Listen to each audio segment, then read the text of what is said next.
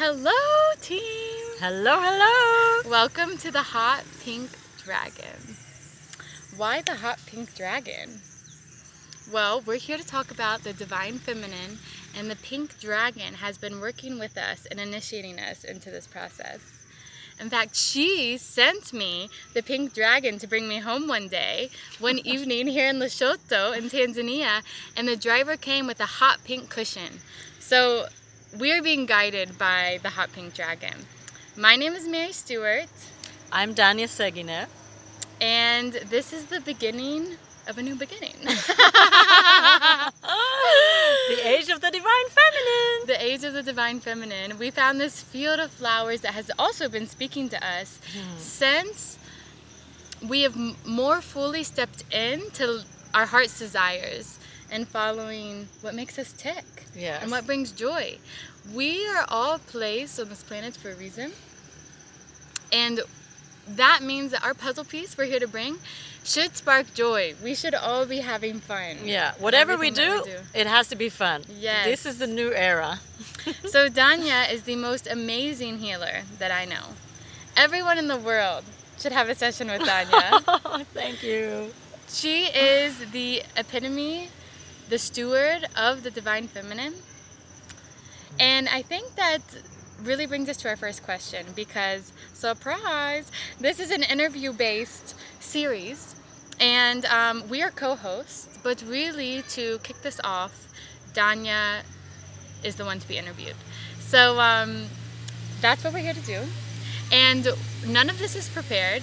This is unfiltered, uncut. We're just riding the Hot Pink Dragon where she goes. And I think this is the starter question. Like, what is the Divine Feminine? And I think it's such a deep question that it'll be a conversation. Oh my God, yeah. Divine Feminine. So I didn't know what Divine Feminine was until a few years ago. I was in Ibiza and well, actually before that I was in Holland with another soul sister of mine, and we were working on the goddess energy, which is like the Divine Feminine. So we would do like yoni, looking at the yoni and loving it. My friend is a Scorpio, so it was all about loving the yoni and really coming to terms with our femininity, talking to the womb, healing the womb, healing. So that was the beginning for me, I guess, into goddess energy. And this is a big thing for women. Yeah, right? We don't do that. I never done it before. Like, won't say my age because I'm getting younger every year. We grow young. We grow young. But yeah, so that was like an initiation, and she's still in Holland, and actually she's doing amazing work. Marianne, I want to thank you for the beginning of really initiating me into the goddess energy.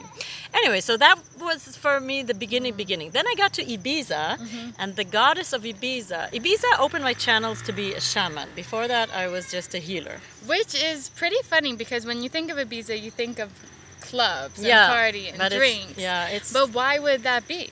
Well, when I left Rome, which was the place I was living for 7 years stable, still in the Matrix. This was like 8 years ago, and because Archangel Michael told me, no, you have to go on the mission. You have to start moving around and like anchor Christ consciousness. This is why I'm wearing blue. Yeah, Archangel Michael is very important here.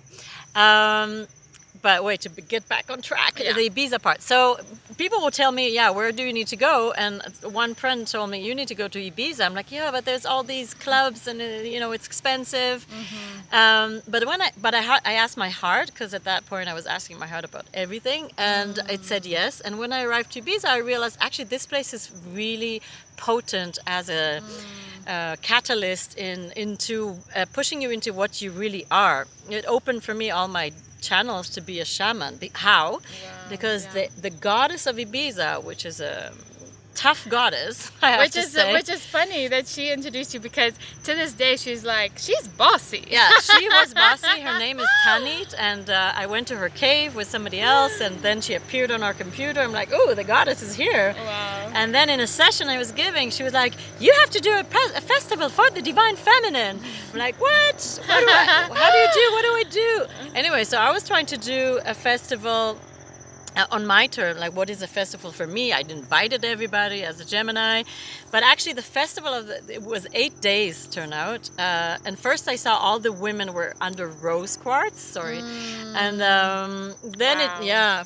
all the women of the world were under rose quartz. So I thought it was just a party, but then it became like a whole festival. So what was it? It was having like beautiful, precious moments at the sunrise or sunset, because that's the energy of the divine feminine. It's very Yes. pink and beautiful and serene and peace in the heart. This Kuzanite, universal love, light pink. Yeah.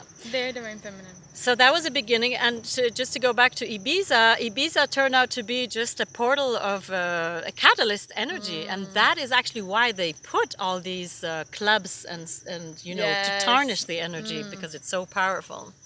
So that was the beginning for me, and then I didn't know I would become a shaman of the divine feminine, but turns out there were dragons involved. Freeing dragons involved. I was all over England and Wales and Scotland freeing dragons and dinosaurs. I know it sounds really crazy, but that's what I see with my third eye. Okay, Right. so what is the third eye? third eye is seeing beyond this dimension. We are in one dimension, which here on Earth is still the third dimension. And the work of the shaman is actually to intermediate between the dimensions. My third eye was opened when I started actually the work of the inner child. Yes. That's all I did. Yes, so I think this actually brings us back to a really foundational question, which is, what is a shaman? Which you started to say. Right, because before I considered myself just a healer, because I was healing the inner child and doing sessions for healing, but it was a recognition from the universe. I was going through Paris and it was written like shaman, shaman, shaman. And I didn't know what it was all about until I got to Ibiza, and that's when the goddess started talking. And I went to see what is a shaman, what really is a shaman, because for me shaman was ayahuasca and North American natives, and I saw that actually shaman, what they do, they intermediate between the dimension. They bring the higher dimensions down here, and that's what I started doing with this goddess. And so then I realized, okay, shaman, this divine feminine, it was a puzzle. And then when the dragons came in, that was a fun part a few years later. But there was before, like every time I'd go back to Ibiza, I'd go around the world, do light work, anchor light, and a lot of light work. I'd go back to Ibiza, and then I was like put on a new mission. So the next year was like, so it's like a charging station. For yes, very much. Like I went to India and I was anchoring these lights after the festival, anchoring like Archangel Michael light and lots of art. She has many stories for us to get into. Oh, that's a lot. But when I got back to Ibiza, I started initiating people into the rainbow prophecy, for example. What is the rainbow prophecy? The rainbow prophecy is a prophecy of the Hopis. Wow. Oh my gosh. And I have been connected to the Hopis since I was a little girl. With my dad, we were connecting with the Hopi tribe, which speaks to us at a soul level. Yeah, so they had this prophecy that in the future, all the ones that were Hopis and Native Americans will come back as the rainbow warriors. Yes, and we actually have seen at a soul level that we were Native Americans together. Yeah, we were, and actually most people that come for a session, they were also Native American. That was a very important time. Yeah. And these rainbow warriors are gonna be on mission to help Gaia and all her creatures, to heal Gaia and her creatures.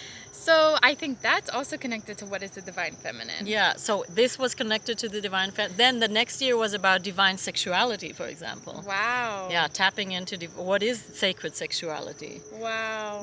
And then they asked me to do these white parties. I'm like, what is a white party? And basically it's about transmuting all the time back into white energy, and also white light energy. Yeah, I tried to make a real party, but it was not about that. It was like about you are the party. Yeah, she's a Gemini. She loves a good party. Yeah, for sure.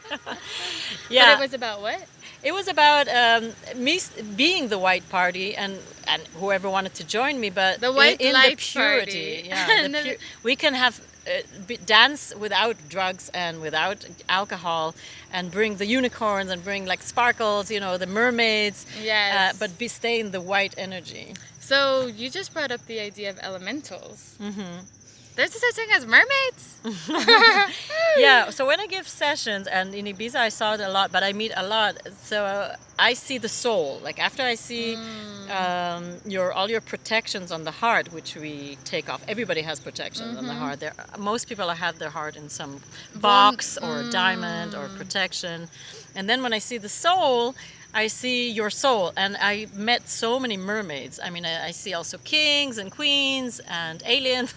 Some are and like beings of lights, Avalonic goddesses, priestesses.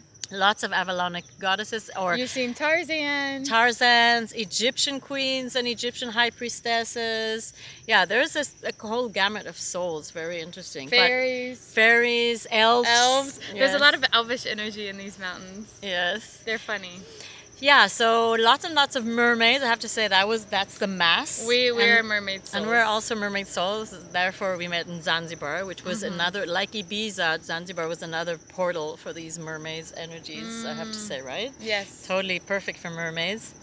And yeah, later on with the elementals of the dragons, for example. Right. Yeah, so I didn't plan to free dragons. I was in Sinai one day looking at the rocks, and Sinai's in Egypt, next to the Red Sea. Yes, and it's a very divine feminine place. It feels so in harmony and beautiful, and the blue of the water with the brown of brown of the and you feel good. You feel good inside. You feel sexual and good and alive. I also had a portal of living in Sinai for about 9 months, like rebirthing myself too, letting go of the matrix. Yeah, so most divine feminines go there. They're sent to there. They're sent to Egypt in general because that's a very important place for divine feminine. All the high priestesses and especially, and we're bringing back a lot of that information from Egypt. So I was looking into the mountain, and I'm like, oh my God, there's a dragon there. Oh, it's coming out! The dragon's coming out! Wait, and this is amazing because one of my soul sisters that I was living with that time in Sinai, we were living in a hippie town really called Dahab, and we went into these beautiful mountains, and that was the first time that seed was planted for me about dragons being in a mountain. She goes, oh, I can see the dragon in the mountain, and she did this amazing dance. Her name's Ashiana. You'll meet her along the way in this journey. And I thought, I mean, I believed her, but I just didn't know more about it. And it was a seed, because then she told me she freed many dragons from these mountains. Yeah, so I was like, well, what am I doing? What is this? Like, oh, I love it, but what is it? So that was the first dragon I freed, and I'm like, okay. And then who was this dragon? Do you remember much about it? It was just one dragon out of many later. Yes, so yes. I didn't get attached. Where's the other place you found dragons? Yeah, well, before I found the dragon, before I moved from there, I was walking with my friend, and he's a shaman, but he was not recognized back then, and I could feel literally that we were walking into this valley, and there is a dinosaur, which is also so I see it with the other eye, right? And I feel it. It's coming out of the mountain, and it's walking with us. And I'm like, we have a dinosaur walking with us, and he's like, whatever, you're crazy. And I'm crazy maybe, but we're gonna it's happening. But it's happening, and he's with us. Later I found out there is also dragons and dinosaurs. They are part of the messengers of Gaia, actually, and they're elementals. Gaia, by the way. Gaia is Mother Earth, yeah. Divine feminine. And all these dragons, and anyway, so we were meditating, and then I felt I was leaning on it, and it was beautiful. And I'm like, oh, this feels so good, so grounded. I felt so grounded. It was this dinosaur. I ended up freeing dragons in Italy, all over, like basically wherever there's a cross in Italy, there's a dragon, because somehow I'm a Gemini, so I know it superficially, but they were putting crosses to put back these dragons into the earth, like as an elementals that are actually for the divine feminine and for unconditional love and for Gaia and all its creatures. Right. The religion and the crosses were put there to put them back. They push them back into the earth. And this is where we have to be willing to open up our mind and appreciate our truths and spirituality, but also look past dogma. Yeah. And where things have been corrupted for political agendas and control. Yeah, I'm not canceling everything in religion, because I work with Jesus myself. Jesus appeared to me 10 years ago, and he's the main healer in my sessions. But he's a he's all about unconditional love and no judgment and giving back your power. He always Yeah.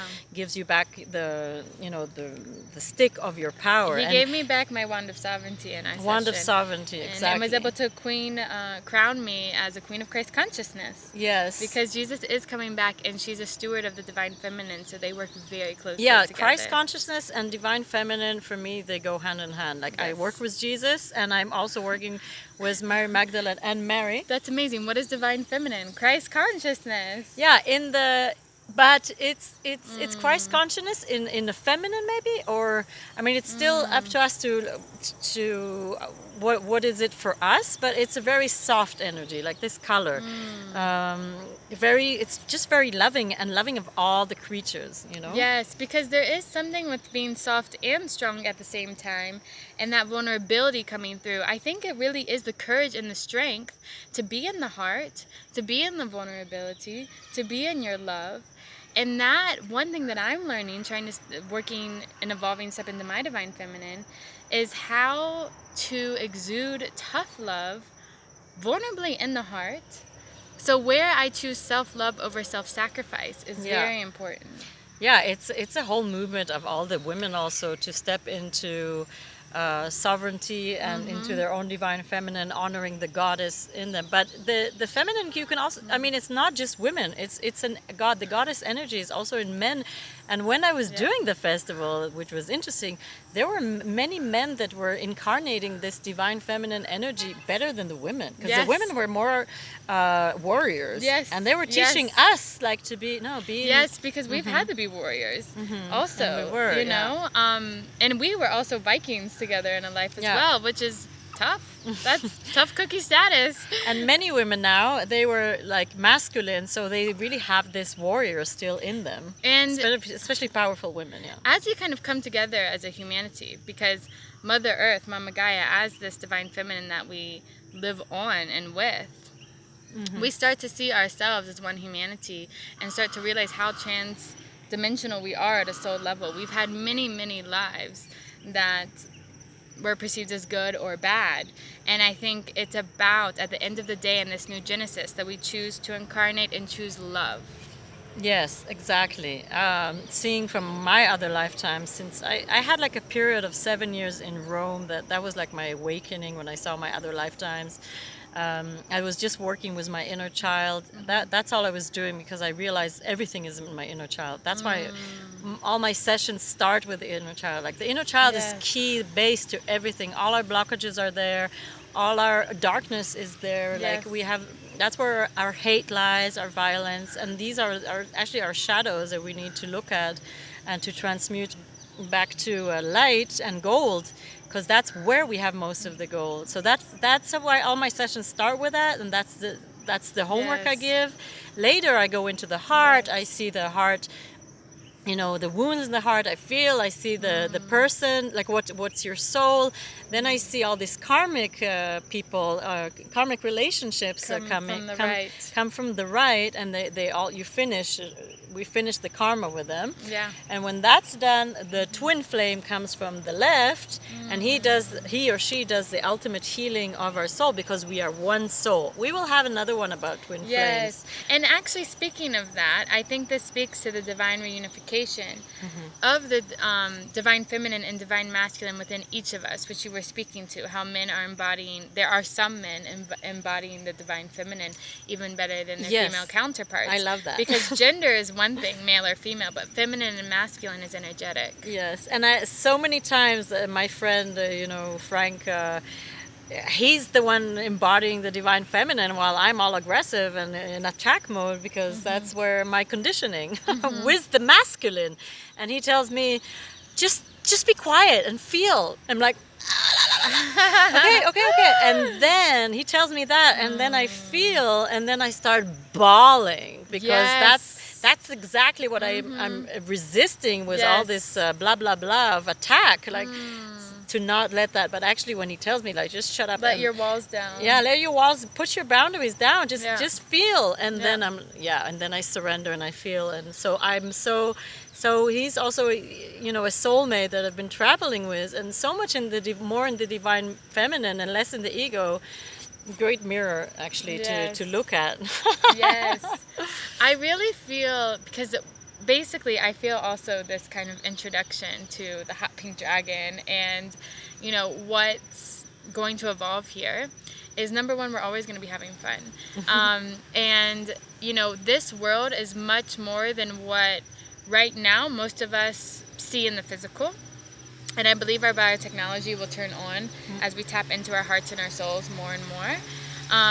So it may seem a bit, you know, silly at first, you know, as you start to get into these topics, but you'll start to see very serious matters arise, and huge concepts that allow for awakening start to come through. Yeah, I mean, we seem like playing, but actually this is serious stuff, like transmuting your shadow and all that, and like being, that's how, what makes you so happy. That's why I'm so happy now. Yeah, exactly. And that's growing younger. Yeah, and growing younger. I won't say my age, but like you would never believe.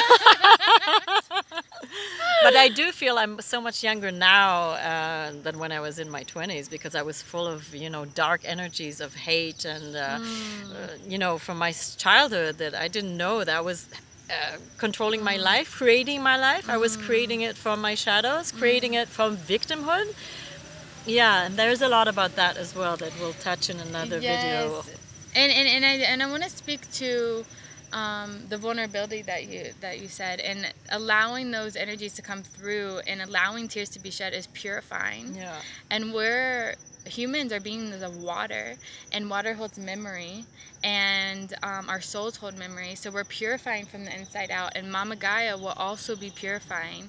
And yeah, we believe in the power of Mama Africa, which is why we're recording from Tanzania. Yeah, we are in Tanzania because, first of all, it's the only place there's no COVID, there's like no mass, nothing, and yeah, and it's also the place where I had visions of and Mary feels that the Eden will start from here, from Mount Kilimanjaro, and we'll talk about in the future. Yeah, we've just been guided here. And what I wanted to also take away from that vulnerability you spoke to is that this is all about dropping further and further into the heart. Our mind has done a great job taking care of us up until now, and we can continue to thank the healthy ego for keeping us safe, keeping us in our own unique expressions of who we are. But we need to ally with it now and transmute it into the faith and the confidence and the trust to follow our hearts, which is where our true joy and bliss is, and why we're guided to start this series with you.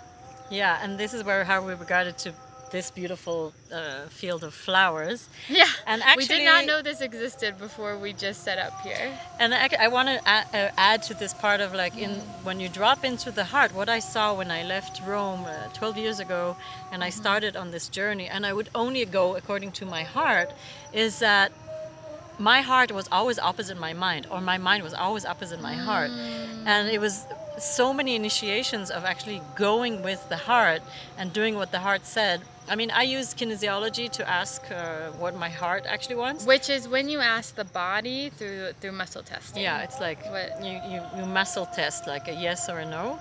So that's but I've noticed that it's always opposite my mind, because my mind just wants to keep me safe. Right. So if I had listened to my mind, I wouldn't do anything, go anywhere. Yeah, yeah. Actually, when we get into it step by step, you'll see how brave and courageous she is, and how many testimonies are embedded in her journey, because only thank God. you so much. Yeah, because let God. Yeah, my heart told me leave Rome with 300 euros. That's all I had, and we're like, what? This was 8 years ago. 8 years ago, and how do I do this?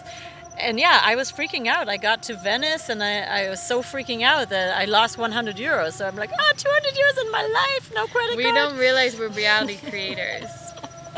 Also, this is a very sensitive topic in today's agenda. See, Mama Earth is purifying, but she's also telling us to end the video. Yes, because we are sovereign reality creators, and we'll leave it at that. Yeah, I think that this is when the Mama Earth is saying, okay, I get the people had heard enough, they let them digest. And we're gonna say, yeah, we'll continue next time. Yeah, we love you guys. Yeah, thank you so much for being with us. You're soul family. You're soul family, and if you're tuned into this video, you're obviously soul family, and thanks for being resonant. Yeah, and part of the new Genesis. And yeah, exactly. And sending you so much pink energy, and mwah, and love and kisses. Love. Oh. Again.